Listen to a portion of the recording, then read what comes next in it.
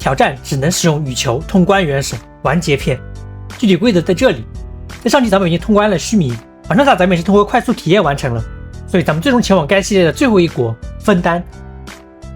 首先咱们得采海陆花，我这也是通过水种子来达成，因为之前我就该用到这玩意儿的，我直接羽球硬补了好多火深渊法师的盾，感觉浪费了好多时间。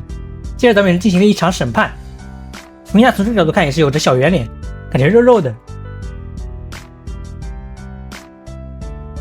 接着咱们也是到了分担的第一个秘境，整个分担主线所有的战斗都是在秘境里的，由于秘境禁止使用道具，所以咱们只能靠莫娜闪避了。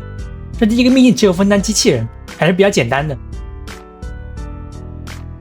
每次看到这个剧情我都想笑，我跟你磕头了，磕。我这边也是遇到一个蛮有趣的 bug， 感觉是因为下雨天的时候进剧情，后来咱们的新工厂永久保持带壳状态，就像这样。而且这个状态也不会随着传送闸的改变。接着咱们也是去监狱了，可以看到好久没复刻的莱欧斯利。其实这里的数字我感觉是搞错了来着，咱们和派蒙应该是连号才对，这里是7459和7560，所以打工是可以用羽球来判定的。做到2小时，终于来了重头戏，也就是分担的最后一章罪人5部旋。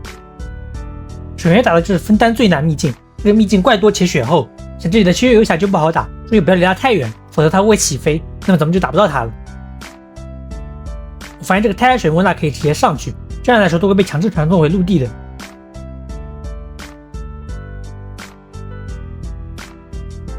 这里最后一波怪是最变态的，有2游侠加一个小宝，我这也是膨胀了，我决定直接进去打，正常应该想办法拉怪，进去之后门也是直接锁上了。我小宝大风车得绕着边缘，要不然打到一下就会被连续攻击打得站不起身。其实里莫娜可以在大风车里面一直闪避，但容错率不高，所以我没去尝试，因为体力条可能撑不到转圈结束。这里我先把七月一下撞死，剩下一个小宝就不足为惧了，咱们可以通过跳跃躲技能。不过由于小宝超高物抗，所以这一只小宝就打了4分钟。由于我们是知道接下来剧情的走向，咱们来考验一下老米的细节。这个房子是运送弗妮娜的，咱们等剧情结束之后再来看一下在不在。我才发现上面的水滴正好滴在夫妇头上，只能说老米罪大恶极。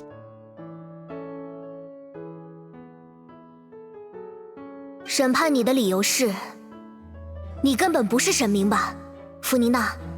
我只能说不是神明，胜似神明。这个舞蹈我看了好多遍了，我感觉我都快会跳了。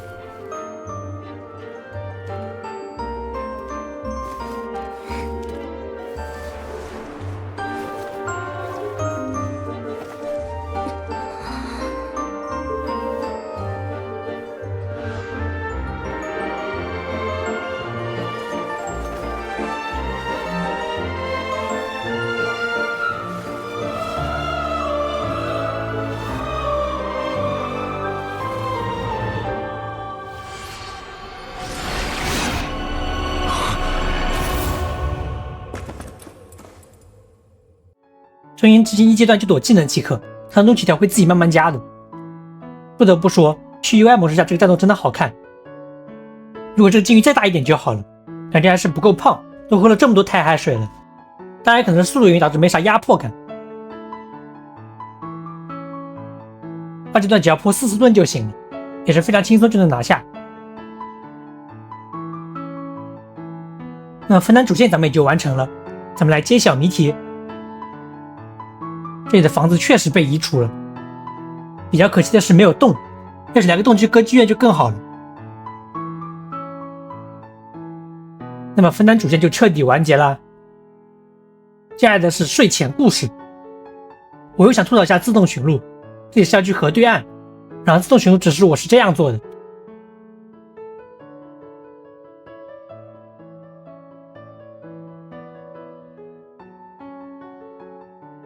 走到这里我就发现不对劲了，不是你非得走这个高处的桥吗？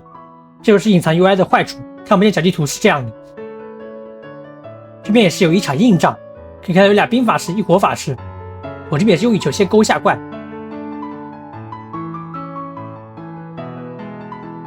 然后再利用火法师破冰法师的盾。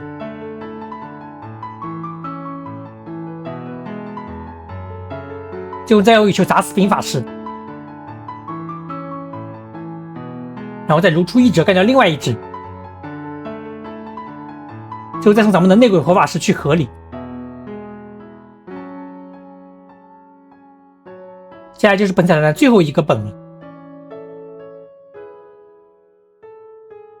这个本也有一只小宝，除此之外还有很可恶的冰使徒，咱们也是只能伤害破盾。这个冰使徒我总共花了10分钟，还是非常吃力的。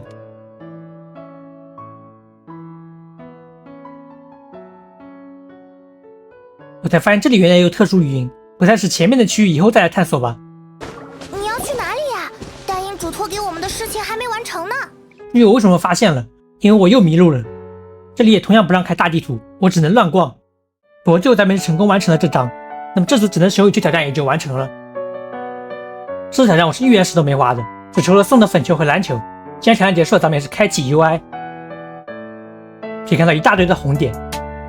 最后咱们来抽波卡，我现在有13000原石，我地图基本上没咋探，全是靠任务给的。扰民景象一般出了个迪西亚，不过我这边去换了星辉啥的。然后这是我不抱希望的随手单抽，因为没抱希望，所以我点跳过超熟练的。那么本次挑战圆满完成，总耗时51小时26分钟。好的，我是邱明山，视频只走必求大家求关注呀，我们下期再见。